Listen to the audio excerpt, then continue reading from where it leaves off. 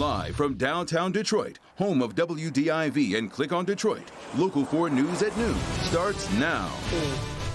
Beautiful Friday ahead of us, but this weekend we're looking at some much needed rain. Andrew's tracking when it arrives. A sword, multiple knives. Detroit police detail what led up to an officer opening fire on a suspect. We have new details on the deadly shooting. And it is the decision weighing heavy on parents. Should they send their children to school this fall or keep them home to learn online? Today, the Detroit Public Schools Community District officially unveiled its back-to-school plan. Yes, they do. And thank you for joining us. The district has a goal to give parents a chance to decide what works best for their families. And today, we heard from parents with a lot of different opinions. Paula Tutman has been on top of this story from the beginning, joining us now with this morning's new developments from that town hall meeting.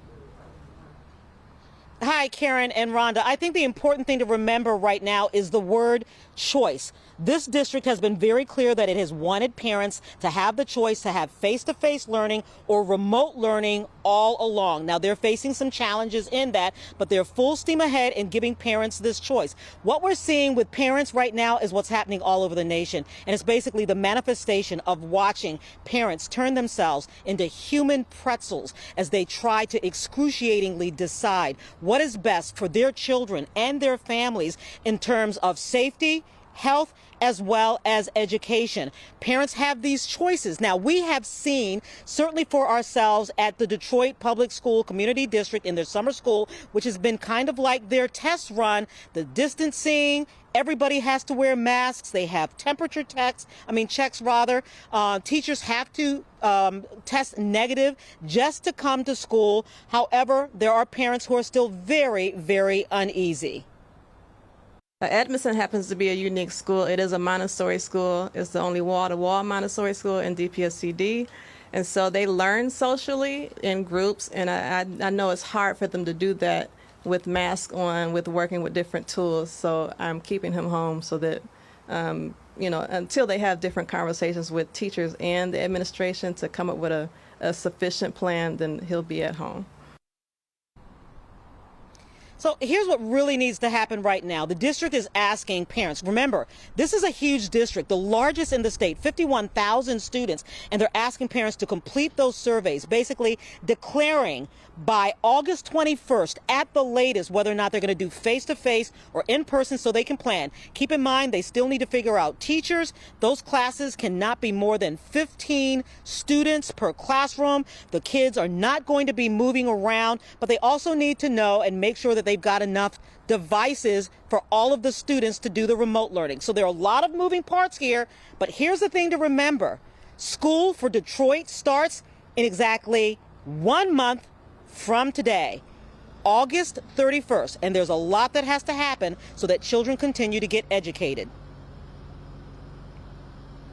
Such an agonizing decision for parents, for sure. I know you're one of them, Karen. Yes, it's really hard. I keep going back and forth. We haven't officially decided, so it keeps changing every week. Absolutely. Well, we do want to get to other news this noon. We are watching and waiting for police body cam video of a deadly officer-involved shooting that happened on Detroit's west side. This was so disturbing. Police are telling Local 4 the suspect was armed with a sword and multiple knives. Chief James Craig says his officers were responding to a call last night when they saw a man wielding a sword in the middle of Myers and Grand River. We're told officers asked the man to put down his weapons, but he refused and charged at those officers. Police say they did use a taser, but the man was wearing protective clothing, and that is when he took out a knife. The suspect took out a second sharp object, which turned out to be about an 8-inch dagger, threw it in the direction of the officer, striking the officer below the lower right eye. Well, after the officer was hit in the eye, his partner shot and killed the suspect. This is the 4th officer-involved shooting this month for DPD. A new independent report claims that ex-University of Michigan provost Martin Filbert had a long history of sexually harassing female employees for decades. The 94-page report details the once top administrator was harassing female workers, making inappropriate sexual remarks, and having sex in university offices. The report says that Filbert's behavior was brought to the attention of the university president or his office on 3 separate occasions. Filbert was fired from his position as provost back in March. He gave up his faculty tenure rights on June 30th. All right, it's Friday afternoon. Let's take a look at your forecast. A nice day ahead of us, Andrew. Certainly is. I mean, we've had a beautiful morning so far, Rhonda and Karen, and the beautiful weather continues as we go through this afternoon. And look how much warmer it is. It's near 80 degrees at City Airport at 79. We've got 79 degrees also for our friends and neighbors over in Ann Arbor, 77 in Lapeer, at Metro Airport, and in Monroe. And look at those skies. Beautiful puffy clouds overhead. What a beautiful picture being painted by Mother Nature at this hour. 77 over at Metro Airport. Feeling comfortable out there. Sure, the heat index is a couple degrees higher than the actual temperature, but we have temperatures that are in the 70s, so it remains beautiful out there. And dew points are in the upper 50s right now, right in the comfort zone. So your grilling forecast as we go through this afternoon. Temperatures will eventually make it to 80 degrees or more. Remember your masks, even if it's in the backyard and you're inviting friends or family members over. Wonderful conditions later today and this evening, and remaining dry. Now this weekend, not so dry on one of the days. We'll talk about that in your 7-day forecast straight ahead. All right, thank you, Andrew. Happening right now, Dr. Anthony Fauci, the nation's top infectious disease specialist, is testifying before a House subcommittee that has been investigating the Trump administration's coronavirus response. The doctor spoke down why he believes the U.S. continues to see a surge in cases while many European countries are seeing a sharp decline. If you look at what happened in Europe when they shut down or locked down or went to shelter in place, however you want to describe it, they really did it to the tune of about 95+% of the country did that. When you actually look at what we did, even though we shut down, even though it created a great deal of difficulty, we really functionally shut down only about 50%.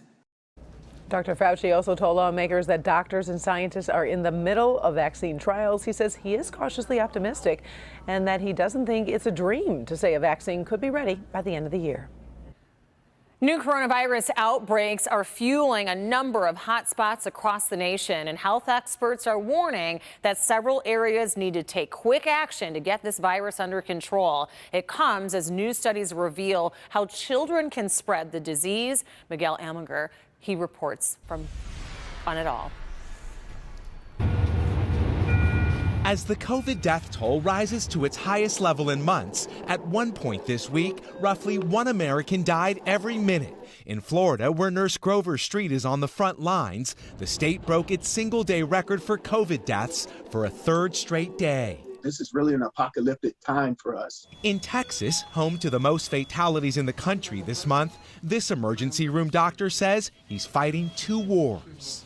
A war against COVID and a war against stupidity. The first one, I have some hope about winning, but the second one is becoming more and more difficult to treat. With the nation soaring to 4.5 million cases, the White House again called for schools to reopen on schedule. Young people are almost immune to this disease. The younger, the better. But a new study says children under 5 carry as much of the virus in their nose as older children or adults. Appearing with President Trump to encourage plasma donation, Dr. Deborah Birx said full face shields or goggles might be part of the solution. Tennessee has created special teacher packs to ensure that every teacher has a face mask, a face shield, gloves, and hand sanitizers. In hard-hit Arizona, some parents are being asked to sign COVID liability waivers before their children come back to school.